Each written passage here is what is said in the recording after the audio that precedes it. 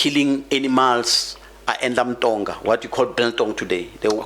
I've written an article explaining how the Afrikaners learned to do Biltong from Tsongas some years ago. I don't even know which publication I was writing that to, but I've explained where the name Biltong comes from Tsonga with Thonga. Okay, say it again. In Tsonga we call it Thonga. When the thing that you call Biltong, you did the meat and you put it there and all that. The Afrikaners learned that from the Tsongas. So and they themselves call it Biltong. As we call it Thonga. Oh. So when the Malajis arrived there and they found Mtonga everywhere, they started calling Kinyamahale. That's where Namahale comes from. Namahale comes from that Biltong. It comes from that Biltong. Okay, so Palabura, it's better than the south where we come from. So if you, next to PMC, there is a grave of, Tsongas were the first to introduce Mealies.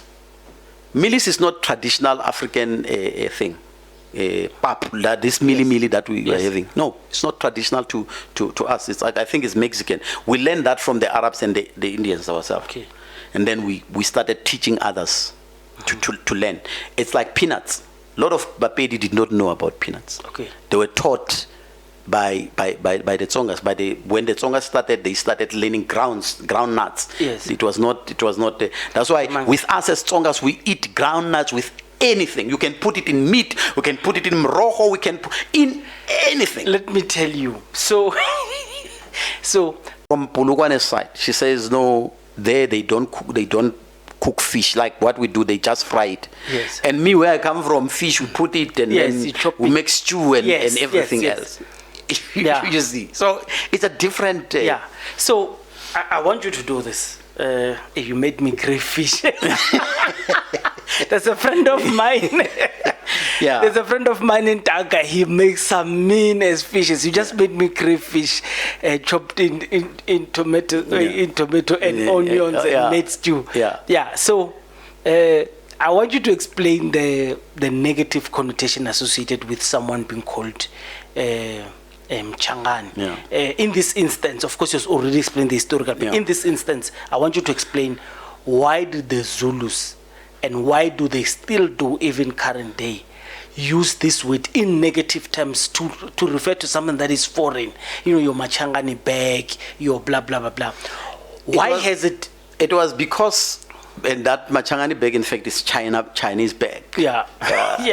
And in Nigeria, speak Zulu. Mike Mabuya Kulu is Tsonga, the MEC, doesn't speak. That's why he pushed that Mkuba Wubkani, that Morula celebration there in KwaZulu-Natal. Zulus don't drink Morula.